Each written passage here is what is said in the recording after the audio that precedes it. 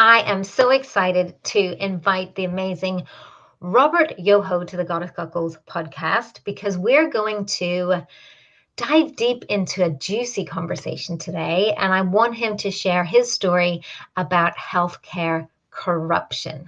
So, welcome, first of all, Robert, to the Goddess Cockles podcast. How are you? Thank you, Lisa. I'm fantastic now that I'm here with you. Oh, that's very kind of you to say so.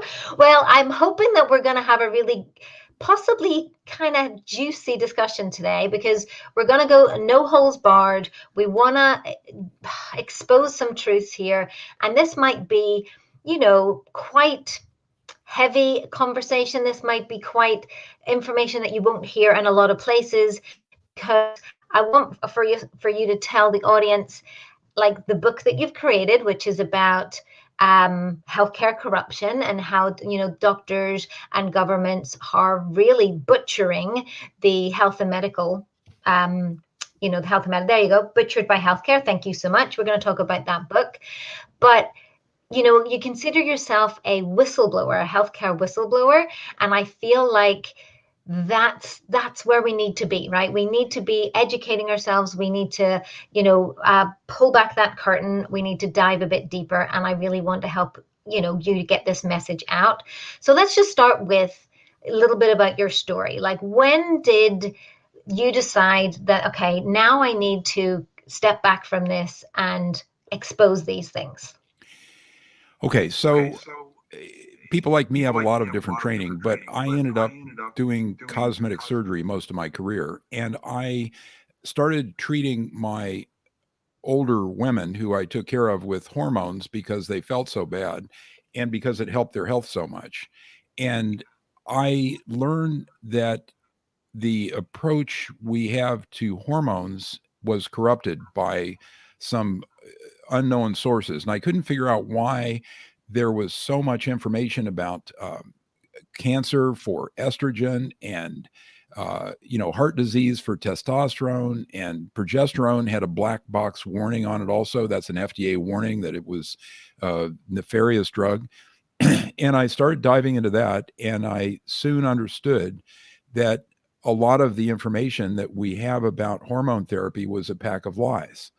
And then I, step by step, got further into general healthcare corruption, and I looked at one field after the other. And I mean, it's a very crazy scene over here. Everything has sort of been ruined by throwing so much money at it. We spend twice what any other developed country spends on healthcare per person, right? Twice what Britain spends, twice what Canada spends, twice what France spends. We spend around 20% of our gross domestic product, but we have a lousy model. Our lives are shorter than yours, and we are sicker, if you can imagine that. We have this dysfunctional blend of capitalism and socialism. And so what happened was we let our corporations sort of go rogue, take all this money we were throwing on their heads, and even go on to attack other countries. I mean, it's a very crazy scene. And we have tech companies, billionaires, our federal government, and our pharma companies are all in on this scam. So, and you probably know this because you listen to what goes on across the pond, right? Yeah. They're quoting all this degenerate politically correct nonsense to excuse their actions and excuse themselves. I mean, it's a crazy scene. So the way I put it to get people to understand what's going on is, you may remember that Jay Leno went on a European tour, and on his tour he told his audiences, "We ruined our culture here in America, and we're coming over here to ruin yours." So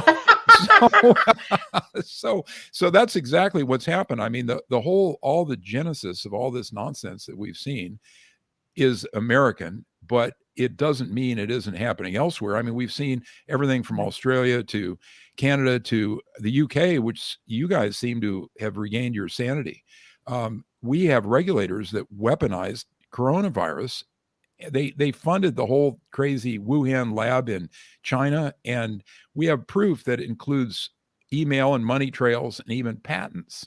So we know what happened, and I got to say, we're to blame, Lisa. It's not you guys. I mean, there's some other conspirators, but but it all sort of started with U.S. Ideas and U.S. insanity. Well, yeah, and you've hit the nail on the head with regards to that there may be the source of it, but we're such a global world right now. If anything, having a global pandemic has caused us to realize just how much of a knock-on effect one part of that, like as you say, the genesis can be to affect us all very quickly, not just virally, but also the spreading of the misinformation and everything else. What I'd love to double back on is also where this really, I know you shared about the hormone, and I probably, in fact, I will be inviting you back to talk about the hormone stuff, because that is a big part. There he is showing his hormone secrets. See, I'm shilling for my book. Yeah, Lisa, I which I don't mean, make a dime. I don't make a dime on all these efforts. I mean, I've I've got enough to retire as a middle class guy, and this is a full time work for me. And so I wrote a book about hormones to begin with, trying to dispel some of the myths about that. and we're 100% going to have you back on for that particular thing, because I really want to pull that apart. I'm going to plug it. But I'm going to yeah, plug it for 10 seconds. Okay, so go for it. we all know that hormones can make women feel better after the menopause, but what most people don't know is that if we put all women on estrogen at the time of their menopause, 80% of the Alzheimer's would be prevented. Alzheimer's is the most expensive, the most costly disease in America, and we would prevent well over half of it. And I know that sounds like a ridiculous claim, but No. so what I did in Hormone Secrets was I stuck an appendix with 75 references in the back to prove that. And that's just an introduction to what hormones can do to help women live better and feel better and probably live longer. Oh, fabulous. So yes, we can bookmark that into the diary for sure. What I would love for you to kind of touch on is the once you started that journey of the questioning, that the bit of investigation that you started to realize with, definitely with the FDA, that's a good one to bring up, and you started to notice with the hormones, where did it go from there? Like, where did you finally go, hold on, this is not sitting with me anymore? I feel the need to stand up and say these things and write a book. Like, what was the journey there? Okay. So it sort of coincided with I turned 65, maybe I'm 68 now, when I finally retired. And the whole thing, about 2 years before I left medicine, I started looking at all this stuff, and I was led down one road after another. And I can tell you, my work is not original. The only thing the only thing original about it is I've got it all together in one place in a sort of corruption textbook, right? Butchered by healthcare.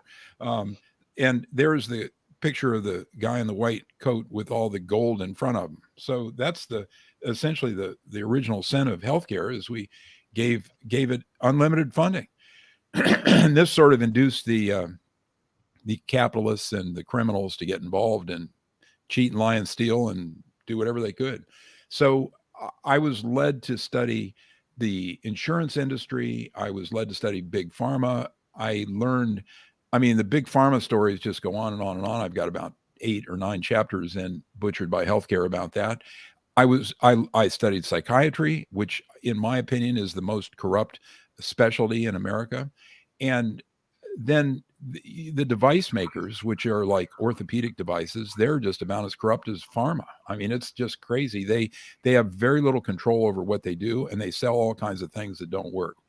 And then I studied the physician specialties, and I mean, it's one thing after the other. I mean, every specialty just about has an area where they're doing things that are not well worked out scientifically and making a lot of money on it. So I mean, it's a fascinating series of stories. And at the end, I tried to work out some of the things that we could do as a society to tune things up, and also things that we could do personally to try to cope with the mess. I mean, you almost need physician level expertise to navigate healthcare these days.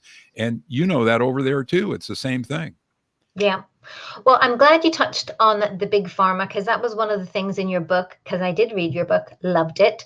I was like, Like every time I turned the page, it was like another shock. It was another shock, but not a shock really, because I really maybe knew deep down from my own research and study. But I'd love to dive more into the big pharma, because honestly, I think that, you know, with recent research that I've been doing about just immune systems, full stop, and immune compromised, and building immune system. I'm a great believer in the natural immune system and how to stay healthy so you don't get sick, so you don't need medical help.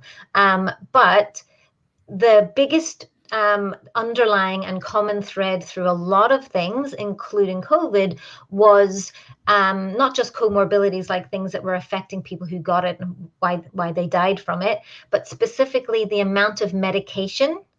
And then when I started to read just how much medication people are on, that's when I was like, what? Like, I suppose for me it was shocking, because I've never taken I very rarely, I couldn't tell you the last time I took an antibiotic. I don't even take headache tablets, any of those sorts of things, because I don't need them, because I've put so much effort and time into a strong immune system and a body that feels good and hormone balanced, proactively. But I'd love to dig a little deeper in that big pharma stuff. Like, I want to know, like, where did that take you? How did that start, and where did you go with that? Oh my God, it's a huge subject. But the thing that your listeners should understand is the basics. And the basics are that, as measured by their criminal settlements with U.S. federal prosecutors, Big Pharma is the most criminal industry in history. Just think about that. Their 22 largest payoffs are on a Wikipedia page of shame.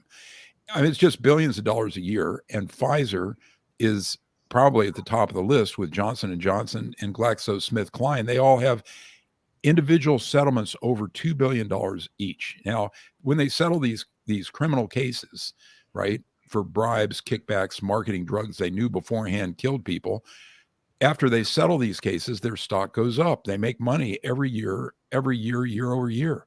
So, for example, we've got a company named Merck, which knowingly slaughtered over 50,000 people marketing a drug called Vioxx.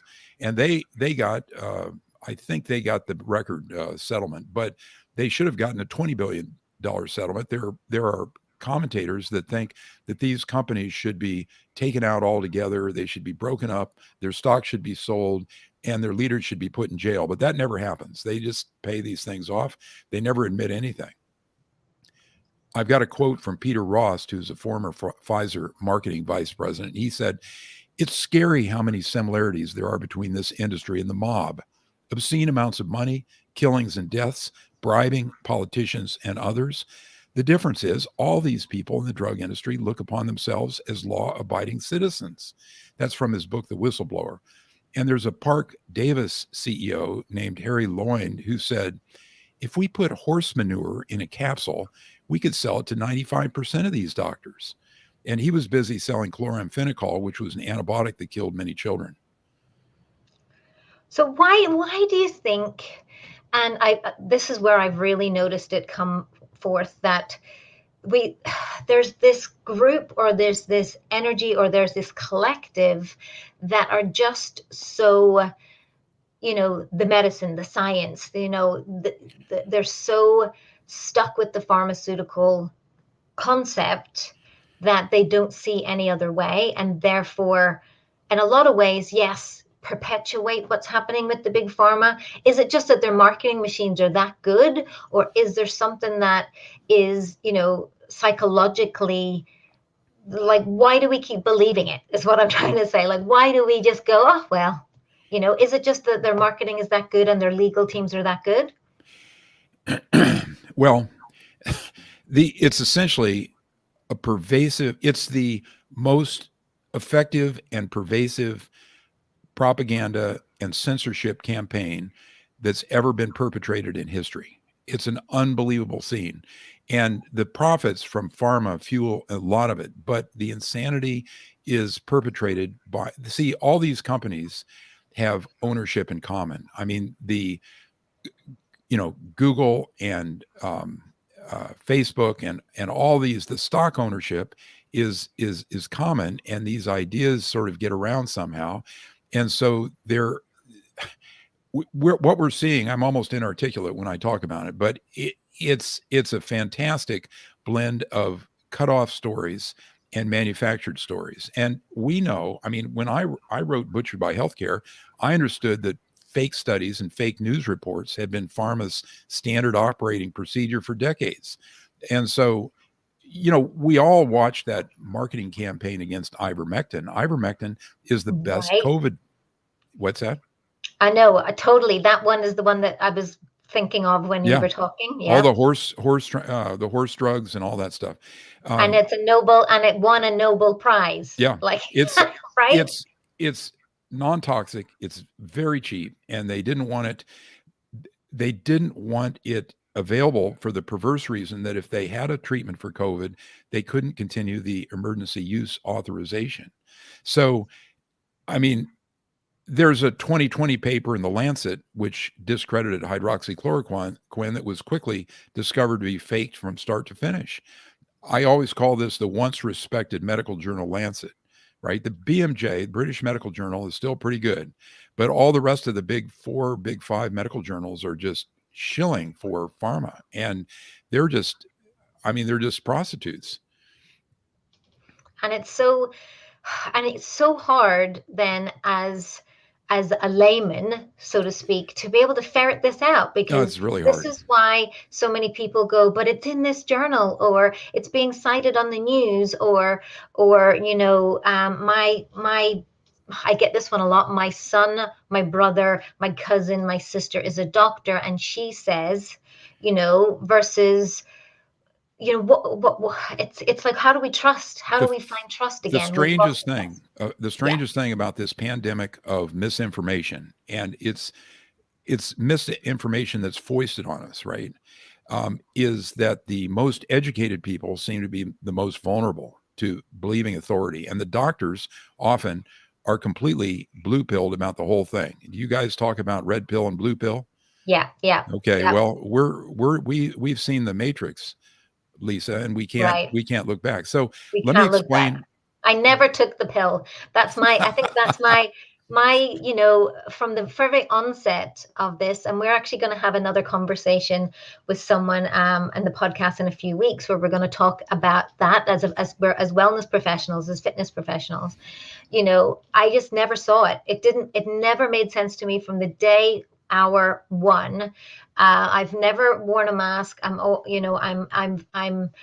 never say I'm anti-vax. I'm very much pro-choice with anything. So you do your research, figure out what works best for you. Um, and most of the time it does result in me not taking a vaccine, because I'd rather trust my immune system. But at the same time, or look for other alternatives. Like, I went and found myself some ivermectin, which was very, very hard to get, by the way. And when I got COVID, I was able to, turn that around pretty quickly.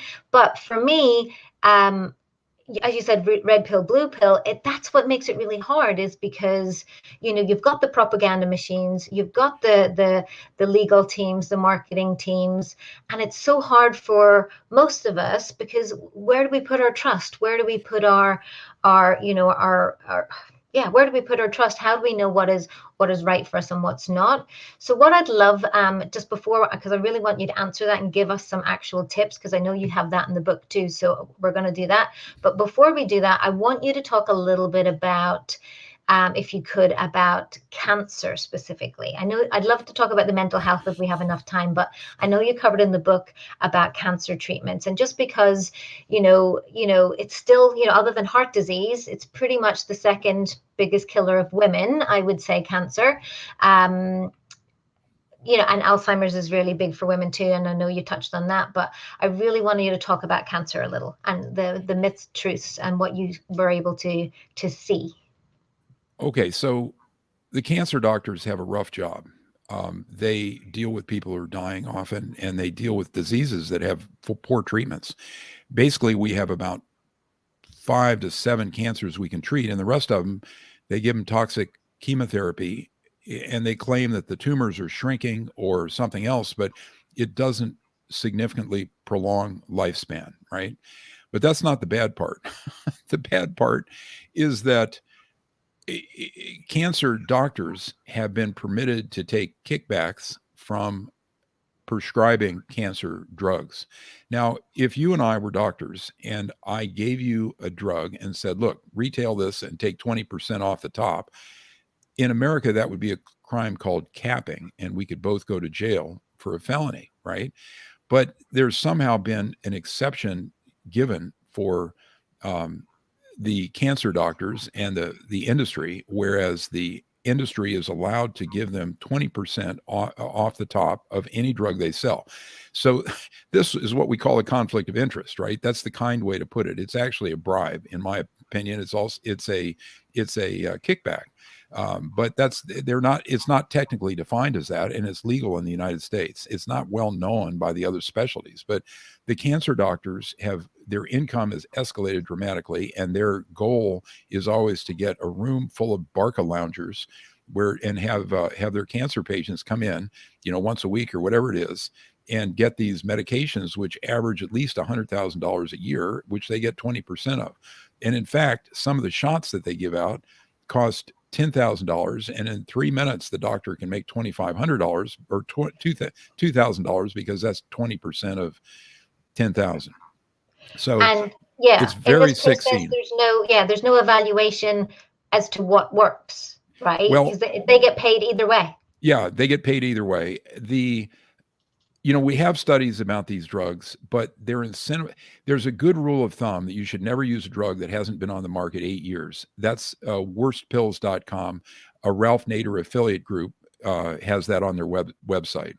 And it makes sense because you really have no idea what had happened to the drug post-marketing. And we're seeing this play out with a currently widely distributed drug, which is, people call the jab, which is it's like a year's worth of experience. And right now we are learning. Very few, like when you actually read the FDA, like the amount of people it's actually been tested on before they even applied for that emergency was like small thousands. Small amount of thousands. It's an not one of them under 18, not one in that study. Intricate story. Whistleblowers are bringing out the frauds involved in the studies. Among them, they switched the patients from the placebo control group into the active group, so we can never tell how well they work.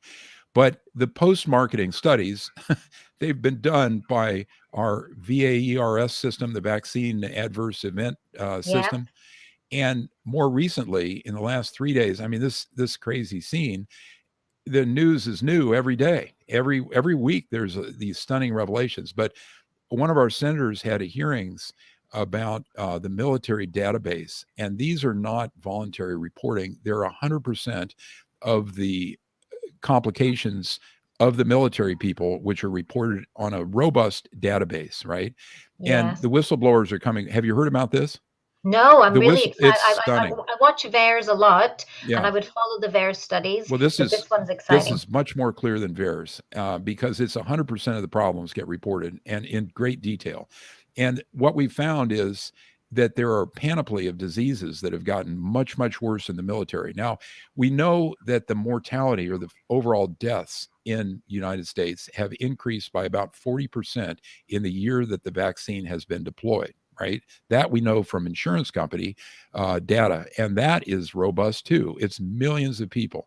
It's not all the states reporting, but it's a sample size that's too big to deny. So that doesn't prove causality. And that's so even just put that in context. So the year previous when we had COVID, but yet no vaccine, we're still having a 40% increase. Okay. Now, COVID, as far as I could tell, the first year, despite all the panic and all the excitement and everything else, COVID did not increase overall mortality. The death rate didn't go up a whit. I think it's 8,000 people die a day in the United States every day, and that didn't change. But in 2021, it went up 40%, right? So this is circumstance. The only thing that, this couldn't all be due to suicides and teenagers, shooting each other and violence and everything else. It had to have been, it's such a stunning difference that it had to have been done, had to have had to do with the vaccine, which is the confounding factor, the new factor. But, this is strong information, but stronger yet is this information that came out through whistleblowers in the U.S. military of these military health records that have been now exposed. And this stuff it's powerful evidence that I hope will take down the conspirators that have put this vaccine together. And you said you're not anti-vaccine. I'm tremendously anti-COVID vaccine, and I can tell you, Oh, I'm Lisa, anti-COVID vaccine, but I'm yeah. not.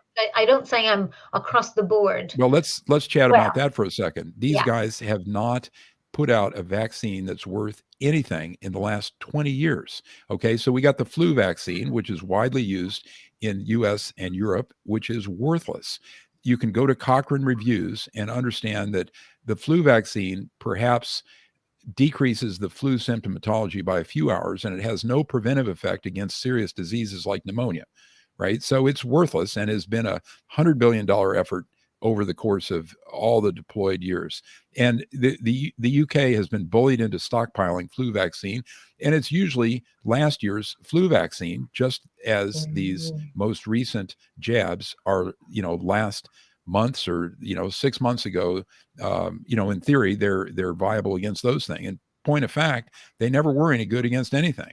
So, and then we've got something like the HPV vaccine. You're familiar with that, the human papillomavirus vaccine. That's a cervical cancer. In theory, it produces a decrease in the cervical cancer rate, but that stuff doesn't work either. Japan had a look at the data, and because 50% of the studies were concealed by the companies profiting on the HPV vaccine, Japan just trashed the entire effort, and less than 1% of people in Japan are vaccinated. Most of us and most of you are vaccinated for HPV, and it's senseless because I've got a rule: when someone conceals something to me, they're lying. And obviously, if they have a study that knocks out some of the data, it's a pail of garbage, and so we have allowed these companies to do this. And so let me get into how the FDA works with pharma and how this whole thing comes around. Is that okay? Oh yeah, please. I'm like listening to every minute because I'm enthralled. I'm enthralled. So the FDA, the Food and Drug Administration in the United States, and I would say it was at one point the most respected regulatory agency in the world. Now, since around 2003, over half of its $5 billion budget a year is paid directly by pharmaceutical companies. And as the British know, he who pays the piper calls the tune, right? Yeah. And the U.S. regulator has similar issues. So these agencies now think of the companies as clients. And if the FDA refuses to approve some drug, they could have trouble making their own payroll. And so do you use a sock puppet, a metaphor in the UK? Yeah. These companies are sock puppets. The FDA is a sock basically puppet. Somebody's hand up their butts. Well, we're on the air. We're on the air. You're supposed to keep it clean, right? You get a pass because you're the host. Yeah. So the FDA, the managers know that fat salaries are, huge salaries are waiting for them in the drug industry after they retire if they cooperate. So the FDA and pharma, they shamelessly work together to fake the patent studies. We require patent studies of the drugs in order to get the patents, which gives them the exclusivity, which allows them to make these huge price tags. And so, they use bad statistics, they hide studies that don't promote the drugs, and they corrupt foreign research contractors and a whole lot more. Here's another quote from Peter Gercha, who's over on your side of the pond. He's one of the most respected corruption commentators in the world. He said, "The pervasive scientific misconduct has led to a research literature where one has to dig deeply to find the few gems among all the garbage." And there was a July 2021 British Medical Journal article, editorial, and the title was "Time to Assume That Health Research is Fraudulent Until Proven Otherwise."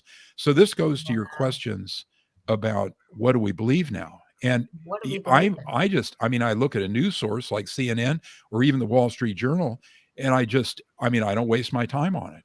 And I can get into some things your listeners can go to for their information if you'd like now, but we can save that for later Well, if you'd I would rather. love, yeah, I think what would be good now is I always like to say I don't like to leave them feeling in the poo or in the shit. Like I feel like, things are tough, things are confusing, things are corrupt, and a lot of us don't like to look at that because it does, it scares the bejesus out of us.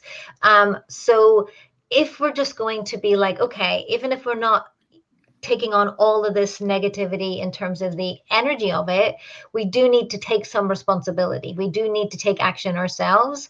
So how would you, steer someone to go, okay, how can you take responsibility now for your own medical care? Like, how can you work your way through this other than what I like to talk about, which is preventative in terms of, looking after immune system, longevity of life, and all of the stuff that we teach on health and wellness.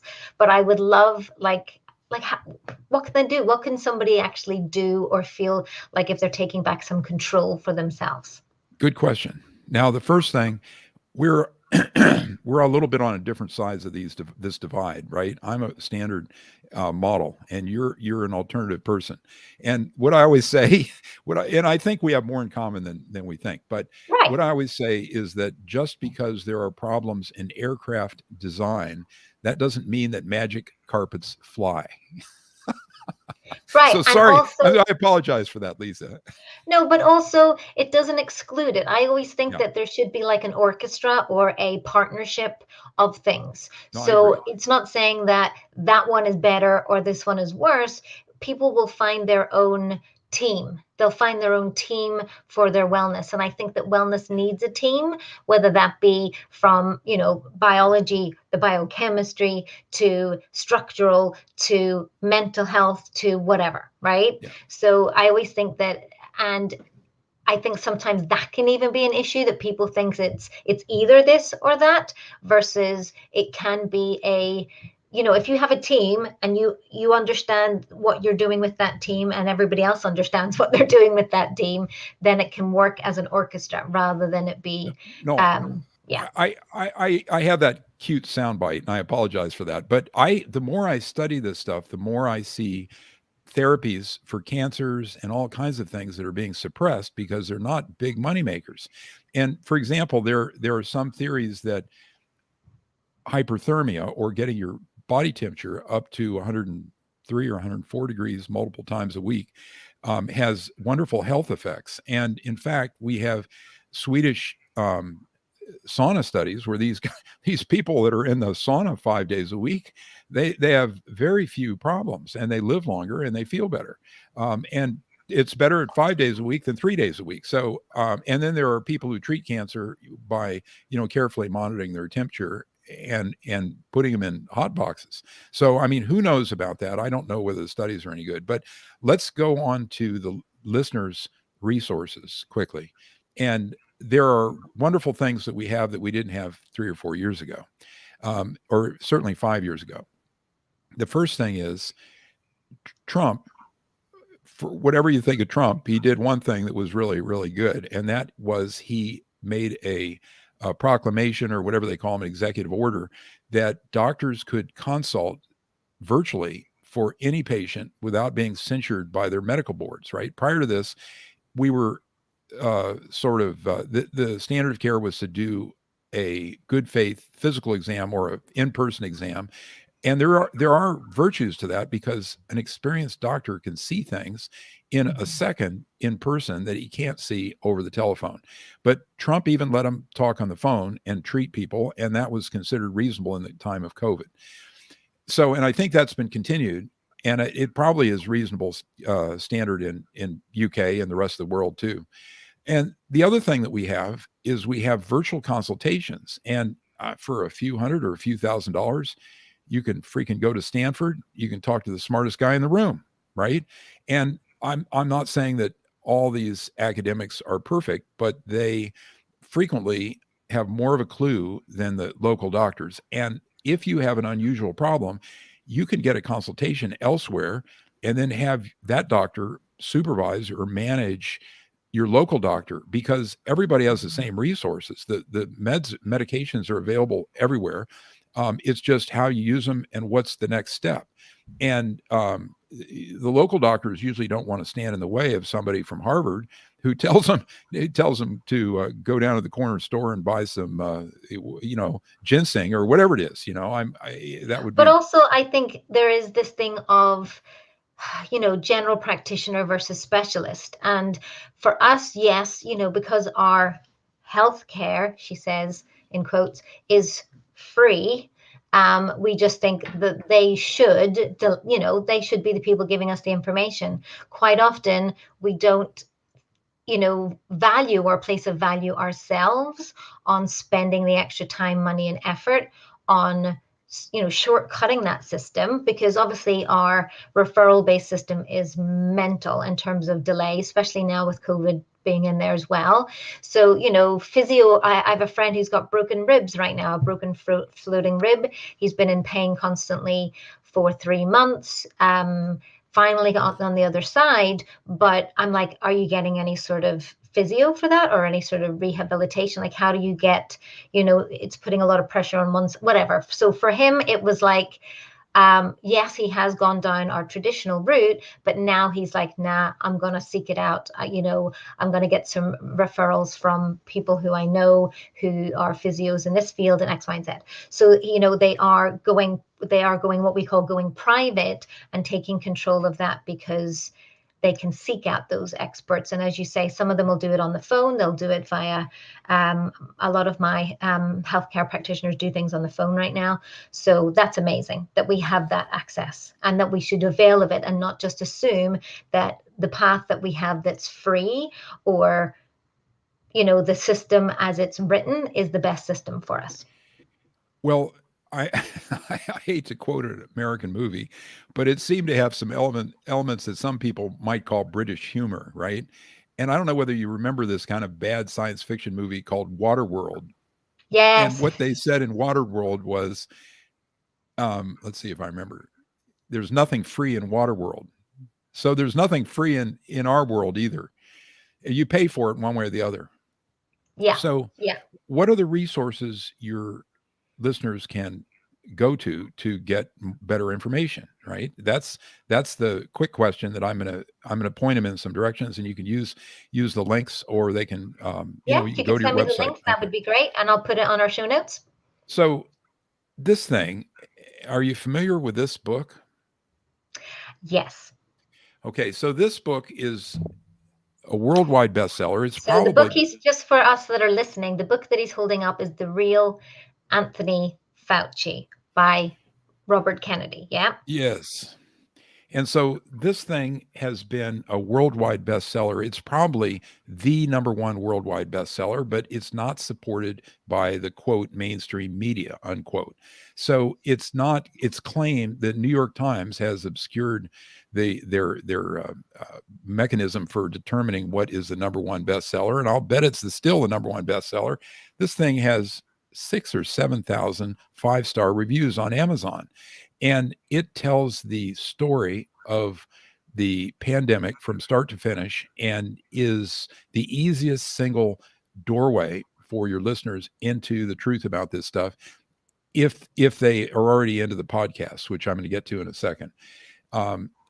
This book, it's easy to read. It's available for $3 on Kindle, and I'm shilling for it, but I don't make a dime on this thing, of course.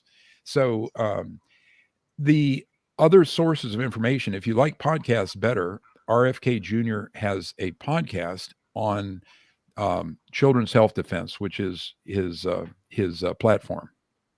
Perfect. And then the Bregans wrote another book, and that's called COVID-19 and the Global Predators. We Are the Prey, right? And it's a fantastic description of exactly what's happening if you can tolerate understanding the truth about it. I mean, it's worse than I've said. And they wrote this thing and published it 6, 7, 8 months ago. And I mean, they just strictly used sources that are available on the internet, and they track the origins of this whole thing. So they have a podcast also, which is very, very good, breggin.com, breggin.com. The Children's Self Defense, they have a TV show, and they've got, a podcast, and all kinds of blogs. Now, the third source, which I heavily recommend, is Mercola, mercola.com. Mercola comes out with a new article every day almost, and it's just stunning information, well put together, pretty well written. And I actually read some of these. There, he puts them off copyright because he doesn't care. He just wants to spread the information. He puts them off copyright immediately, and I read some of those into a podcast. And if you'd rather listen to them, you can go to my podcast, and you can find that at my website. Oh, I will. Yeah, I've got that on the show notes too. So RobertYohoAuthor.com. Yeah. So those are some basic resources where you can learn about what's going on. Yeah. And I think, like, I know that it's a cliche to say that knowledge is power, but I'm a true believer in that. The more, yes, we may be tarred by a conspiracy theorist tin hat brush for researching, for investigating, for reading, for looking into it. But I've got to the point now personally where that doesn't faze me at all. But also, yes, it does require you to have some sense of courage to want to, as you say, if you can tolerate looking at that information. But at this moment in time, I believe that where humanity is with regards to our healthcare, with regards to our medical care, that we need to take responsibility first and foremost. It starts and stops with us, with being able to make informed choices. So the more information we can get from different sources and being open to look at those different sources, the better. So that's what I'm hoping that this podcast has been for you listeners today, is literally, it's just about knowing that what happens when you scratch the surface and go, not just follow the step-by-step system of what's been just fed with the corrupted marketing machines that are out there. And as you know, like big pharma, big tech, and media, I was reading, I think I was on a podcast. It was the show notes of a podcast, and he just literally showed us all how much big pharma was affecting the media in terms of how much investment, the FDA, how much it was in the government. Literally, it was like I could almost see tentacles if I was visualizing it. So it's really for you to, as an adult, as a person responsible for you and your family, for you to go and seek out the information for you, and not just always believe what you see and hear. I suppose that's where I want to get to, because there's people like Robert here trying to get the truth out. So thank you so much for coming on and being our truth teller today. And I will 100% link to the book, and I would love to double back and have the conversations about the hormones, because I know that that's a big one. And one of my drivers, in terms of my own mum, who had really bad links between HRT and getting cancer in later life and things like that. So I would love to dive into that at another time. So I know that Robert's not conventionally on social media. Normally at this point in our conversation, I always say, where can they go and find you? But I will 100% share the link to your book, the link to your podcast, and the link to your website, because Robert's not on social media. You can understand why, right? Not just because he says, I'm 68. No, that's not that's not the main reason. I'm sure you could figure it out, but also because a lot of the social media channels that we use just wouldn't let you publish what you chat about, really. So censorship is pervasive. Yeah. Yeah, I know. I've been shadow banned a few times myself, so I have to, but my business is online, so I have to find a nice balance with my truth seeking. And it's hard. It's a hard balance, but this is me being brave this year and getting more deep into these sorts of conversations, because it needs to be said. The truth needs to get out. So thank you, Robert, for doing that and for coming on today. I will share in the show notes how they can connect with you. And I literally loved your book so much. So thank you for spending the time. And yeah, for those of you that think that this information needs to be shared out, hit that share button, hit subscribe. We would love to get this message out and to help empower others. So thank you so much. And thank you, Robert. Thank you, Lisa.